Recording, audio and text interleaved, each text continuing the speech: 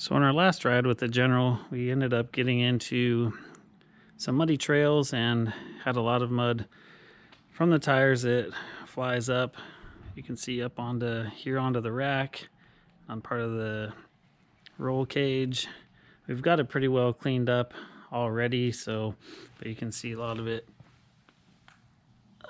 would be down here.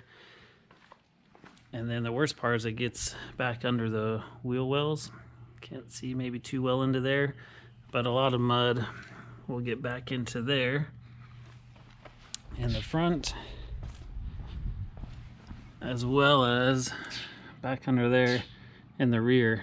And so we decided to get the extended fender flares.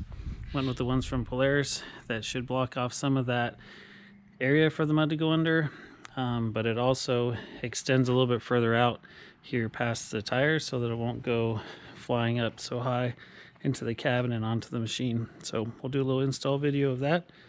Hopefully it goes well.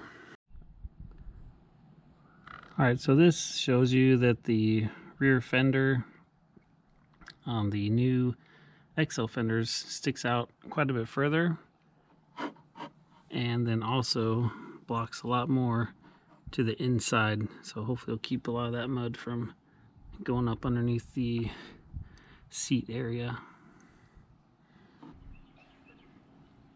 Here it is installed. I did have to drill through the frame for the instructions. It wasn't pre-drilled, and then you just attach with these 3 push rivets, and then inside there are 2 clamps that hold it in place. It seems pretty secure with that mounting system. And here it is, just with another view. You can see how far out it extends. This is where the old one would have met up with, and then there's the new fender flare. Okay, we finished up the install of the bed panel section. Fairly straightforward. Just had to remove the tail light, put that back in. Pretty much following the instructions, and it went pretty smoothly. It definitely makes your machine a little bit wider than the widest point previously, which was the door, but should give you that protection as far as mud going into the cabin, which we're going for. There's the stock side, and with the extended fender flares. Alright, so we finished up the installation of the rear fender flares. Now we're going to move on to the front. After looking at it closely, we'll have to make the decision to modify the rock sliders.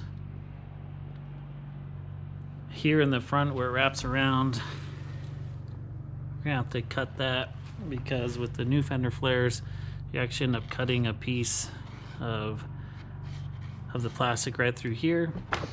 And then because it wraps around to the inside to protect that under the wheel well to keep the mud from going in there, we'll have to modify the rock slider. Anyway, so that's the good of the new design of the new fender flare, but the bad with the rock sliders is I have to do some modification. Okay, we have one side done of the front fender flares. You can see how much dirt and mud gets stuck underneath there and inside of that rock slider.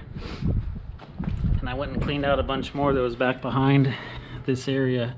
As you can see, now with the extended fender flare, it not only comes past to keep dirt and mud flying up into the cabin, but it also covers this entire area to keep the mud and dirt from going back up inside there. Fit and finish seems pretty good. Biggest complaint would be these green clips that go on the back side.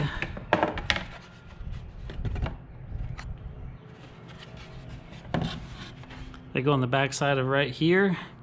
I don't know why Polaris didn't just give you 5 more to stick on the new one. I'd rather pay 10 bucks more than fight with those for a while. But they're not in the package. I just have to pull them off. Anyway, to me it looks really good, and pretty excited to see what all it will do with the new fender flares, both front and rear, to keep some mud off of us and out of inside of the General.